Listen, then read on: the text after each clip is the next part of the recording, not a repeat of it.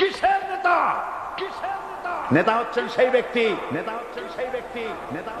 যিনি বলেছেন, ও আমার স্ত্রীরা, ও আমার সাহাবীরা, রাতের আধারে আমার মধ্যে যা আচরণ দেখতে পাও, দিনের আলোতে আমার মধ্যে যা দেখতে পাও, সবগুলো খুলে খুলে মানুষের কাছে বলে দাও। তার নাম বিশ্বনবী মুহাম্মদ রাসূলুল্লাহ সাল্লাল্লাহু আলাইহি ওয়াসাল্লাম।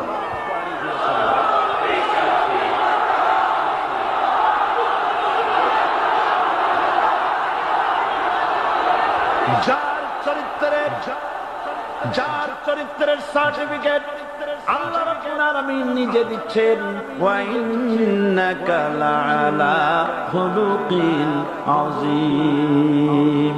নবী উন্নত চরিত্রের উপরে আপনি প্রতিষ্ঠিত। সুবহান।